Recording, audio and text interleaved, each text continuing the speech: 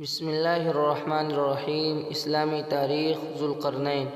قرآن کریم میں سورہ کہف میں ایک ایسے بادشاہ کا تذکرہ کیا گیا ہے جن کا لقب ذوالقرنین ہے۔ وہ بہت نیک دل بادشاہ تھے۔ انہی کی بدولت بنی اسرائیل نے بابل کی غلامی سے نجات پائی تھی اور یروشلم بیت المقدس جیسی محترم جگہ ہر قسم کی تباہی و بربادی کے بعد انہی کے ہاتھوں دوبارہ آباد ہوا تھا۔ انہوں نے مشرق و مغرب کا سفر کیا اور فتوحات بھی کی۔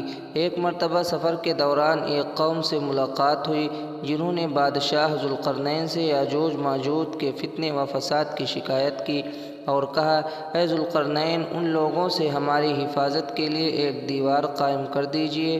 اس پر آپ جو معاوضہ لینا چاہیں گے ہم دینے کے لیے تیار ہیں۔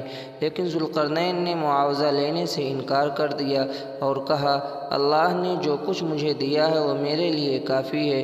پھر انہوں نے ایک مضبوط دیوار قائم کر دی جو سد سکندری کے نام سے مشہور ہے۔ اللہ کی قدرت، کھارے اور میٹھے پانی کا الگ رہنا۔ قرآن میں اللہ تعالیٰ نے ایسے دو سمندروں کا تذکرہ کیا ہے جن میں سے ایک کا پانی کھارا اور دوسرے کا میٹھا ہے۔ ان میں طوفان بھی آتے ہیں اور مد و زجر یعنی جوار بھاٹا بھی ہوتا ہے۔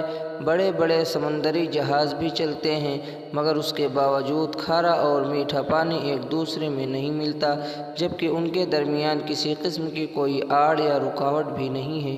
یہ اللہ تعالیٰ ہی کی قدرت کا کمال ہے کہ اس نے کھارے اور کڑوے پانی کو بغیر کسی رکاوٹ کے ایک دوسرے سے الگ کر رکھا ہے۔ ایک فرض کے بارے میں مانگی ہوئی چیز کا لوٹانا۔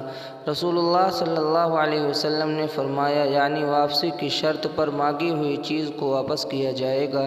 فائدہ: اگر کسی شخص نے کوئی سامان یہ کہہ کر مانگا کہ واپس کر دوں گا تو اس کو مقررہ وقت پر لوٹانا واجب ہے۔ اس کو اپنے پاس رکھ لینا اور بہانہ بنانا جائز نہیں ہے۔ ایک سنت کے بارے میں سفر سے واپسی کے بعد نماز پڑھنا۔ حضرت کعب رضی اللہ عنہ بیان کرتے ہیں کہ رسول اللہ صلی اللہ علیہ وسلم جب دن کے وقت سفر سے واپس تشریف لاتے تو مسجد میں داخل ہوتے اور بیٹھنے سے پہلے 2 رکعت نماز ادا کرتے۔